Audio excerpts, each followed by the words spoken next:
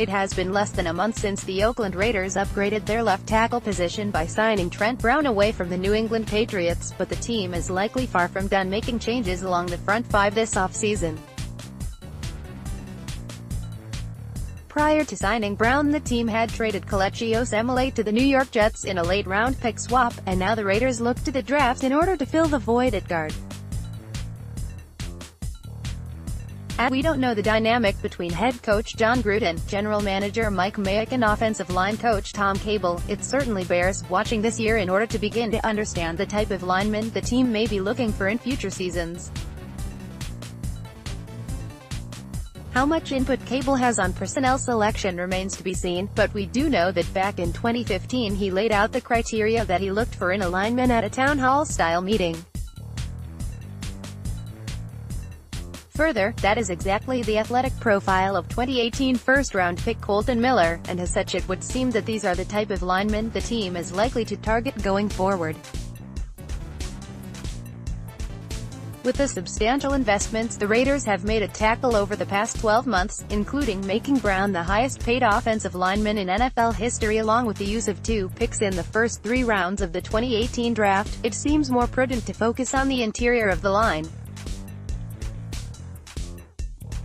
Filling the void at guard is obviously the top priority, but with Pro Bowl center Rodney Hudson only under contract for 2019 and top reserve Jon Feliciano leaving in free agency, that is another position that will need to be addressed, and the sooner the better.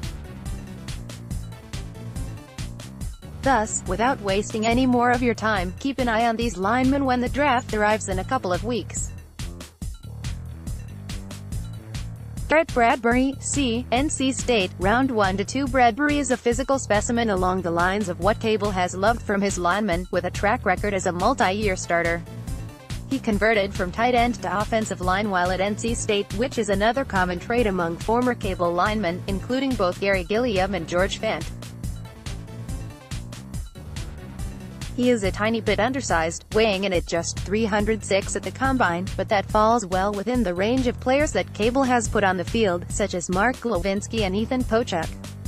As a senior in 2018, Bradbury was both first-team All-ACC and first-team Associated Press All-American, so his skill set is more developed than some of the athletically gifted, but fundamentally raw, linemen like Miller and Germain Ifedi that Cable has worked with in the past. In addition, he started all 13 games at left guard as a sophomore, so could spend this season replacing Osemele and gaining experience before moving to center in the future. Thus, if the Raiders are set on replacing Hudson through the draft, Bradbury would be the type of player on which it is not a stretch to imagine they might try. Eric McCoy, Texas A. His tape shows some issues when playing in space, which could be a non-starter in Cable's zone scheme that requires linemen to play in space and engage second-level defenders. In spite of those limitations, as a 3-year starter in the SEC he regularly played against top-tier competitions such as Clemson, Alabama and Mississippi State.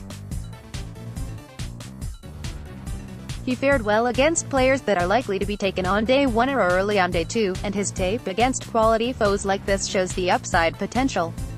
Connor McGovern, Penn State, Round 3-4. McGovern was a fixture on the Penn State offensive line during his 3 years there, starting 35 games at center and right guard after getting to see the field as a true freshman in 2016. McGovern has the requisite size and strength to step in and contribute as a rookie, which helps explain why the Raiders brought McGovern in for a visit Friday. Froholt, Arkansas, Round 5-6. Froholt is yet another player who was a multi-year starter at left guard during his college career. That includes 34 games started at left guard from his sophomore season through his senior season, with an additional 3 starts at center during that time. Froholt is also expected to be a Day 3 selection or an undrafted free agent, meaning that it is unlikely significant draft capital would have to be spent to bring him into the fold. Phil Haynes, Wake Forest, Round 7. Haynes started 47 games during his time at Wake Forest, including 25 at left guard during his junior and senior seasons. He started 13 at RG as a sophomore and 9 at RT as a freshman.